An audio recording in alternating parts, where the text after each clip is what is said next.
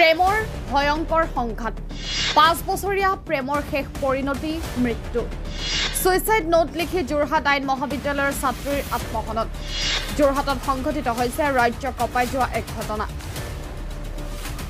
যোৰহাট আইন মহাবিদ্যালয়ৰ পঞ্চম ষান্মাসিকৰ এগৰাকী ছাত্ৰীয়ে এটা ব্যক্তিগত হোষ্টেলত আত্মহত্যা কৰে দেৰগাঁও ৰাজাবাহাৰৰ প্ৰিয়ংগনা বৰা নামৰ ছাত্ৰীগৰাকী আত্মহত্যাৰ পূৰ্বে লিখি যায় দীঘলীয়া টোকা য'ত এজন যুৱকৰ সৈতে থকা দীঘলীয়া প্ৰেম আৰু পৰৱৰ্তী সময়ত হোৱা সংঘাতৰ কথা উল্লেখ কৰিছে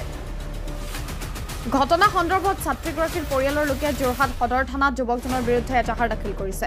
আৰক্ষীয়ে ঘটনাৰ তদন্ত আৰম্ভ কৰিছে আৰু মৃতদেহত মৰণোত্তৰ পৰীক্ষাৰ ব্যৱস্থা কৰিছে আমি পুনৰবাৰ জনাইছো এটা গুৰুত্বপূৰ্ণ বাতৰি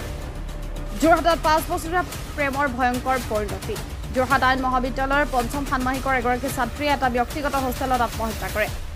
দেৰগাঁৱৰ ৰজাবাহাৰৰ প্ৰিয়ংগনা বৰা নামৰ ছাত্ৰীগৰাকী আত্মহত্যাৰ পূৰ্বে লিখি যায় দীঘলীয়া টোকা য'ত এজন যুৱকৰ সৈতে থকা দীঘলীয়া প্ৰেম আৰু পৰৱৰ্তী সময়ত হোৱা সংঘাতৰ কথা উল্লেখ কৰিছে ঘটনা সন্দৰ্ভত ছাত্ৰীগৰাকীৰ পৰিয়ালৰ লোকে যোৰহাট সদৰ থানাত যুৱকজনৰ বিৰুদ্ধে এজাহাৰ দাখিল কৰিছে আৰক্ষীয়ে ঘটনাৰ তদন্ত আৰম্ভ কৰিছে আৰু মৃতদেহৰ মৰণোত্তৰ পৰীক্ষাৰ ব্যৱস্থা কৰিছে আমি মানে আজি 5 বছৰে তাই যিখন লিখিছে 5 বছৰ এজন ভাল পাইছোঁ কিন্তু নামটো তাই উচ্চাৰণ কৰা নাই কিন্তু আমি জানো এতিয়া আমি মানে তাই লগৰখিনিৰ পৰা আদি কৰি চবৰ পৰা শুনিছোঁ যে কল্পজ্যোতি দত্ত বুলি ল'ৰাজনক তাই ভাল পায় আজি আমাৰ যেতিয়া পুষ্পৰ্ণন কৰিবলৈ আমাৰ সদৰ থানাৰ পৰা যিগৰাকী মানে এটা আহিছিলে তেওঁ আমাক সুধি পেলাই ক'লে যে ল'ৰাজনৰ নাম কি দেউতাকৰ নাম কি তেওঁলোকৰ গোটেই এড্ৰেছখিনি আমি অলৰেডি আমি সদৰ থানাৰ আমি বাইদেউক আমি দিছোঁ তাৰমানে কল্পজ্যোতি দত্তৰ এগেইনষ্টত আমি দিছোঁ তাৰমানে তেখেতৰ বয়স কিমান হ'ল আৰু ল'ৰাটোৰ বয়স 34 আমাৰ ছোৱালীজনীৰ বয়স হ'ল 22 আৰু বহুত মৰমীয়াল আছিলে আৰু বৰ আলসুৱা আছিলে তাই বহুত কষ্ট কৰি মানে মোৰ সিদিনাখন মই এহাল বিকি 1,20,000 টকা পাই 40,000 টকা তাই এডমিশ্যনৰ কাৰণে পৰহি আগদিনাখন তাইক দি পঠিয়াইছে আৰু তাই মোবাইলত আপোনালোকে চাব তালৈ কিমান পইচা দিছে কি কথা মোৰ মতে এনকুৱাৰী কৰিলে বা কল ৰেকৰ্ডিং কৰিলে মোৰ মতে গোটেই বস্তুটো স্পষ্ট হৈ আমাৰ ঘটনাটো আপোনাৰ হোষ্টেলত আতিলা গাঁও হোষ্টেলত মোৰ মাহী ছোৱালী হয়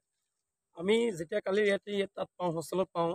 তাৰ হোষ্টেলত যিকেইজনী ছোৱালী মানে ৰুমৰ কাষৰ ৰুমৰ ছোৱালী আছিলে তেওঁলোকৰ তথ্যমতে তেওঁলোকে কৈছে যে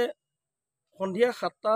7টামান বজালৈকে এজনী ছোৱালীৰ লগত ছিনিয়ৰ এজনী ছোৱালীৰ লগত তেওঁতো অলৰেডি কৈছে দাদাই কৈছে কিন্তু বাকীকেইজনী ছোৱালীয়ে কৈছে যে মানে তাই সদায় ৰুমত মানে যেতিয়াই ৰুমত সোমাই একদম ফোনত মানে খুব কাজিয়া কৰি পেলাই সোমায় আৰু কালি ঢুকুৱাৰ আগদিনাখনৰ সন্ধিয়াও সি গৈ পেলাই ইয়াত মানে দেৰগাঁৱৰ পৰা যোৰহাটত আহি পেলাই লগ কৰিছেহি আৰু সি মানে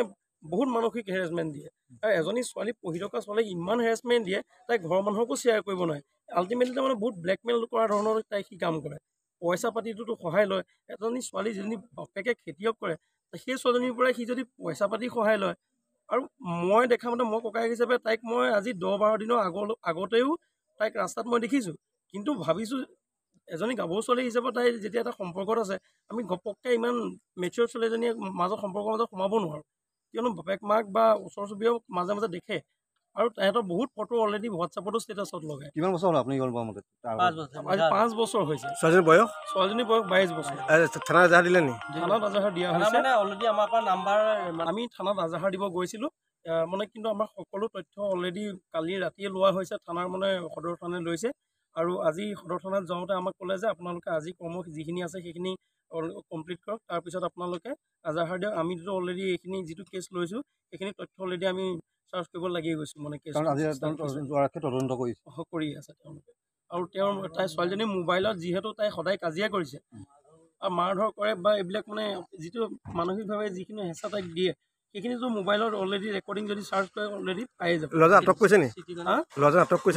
আটক তেনেকৈ নাই কৰা কিন্তু ল'ৰাটো কিন্তু ৰাতিপুৱাৰ পৰা যিহেতু আমি গম পাওঁ যে সেই ল'ৰাটোৱে 5 বছৰ ভাল পায় আমি সকলো কথা গম পাওঁ গতিকে ফোন কৰি আছোঁ সি কিন্তু ৰিচিভো নাই কৰা ফোন কৰিছোঁ আমি ফোন কৰিছোঁ এতিয়া 2-3 বাৰকৈ ফোন কৰিছে সকলোৱে কিন্তু কাৰো ফোন ৰিচিভ কৰা নাই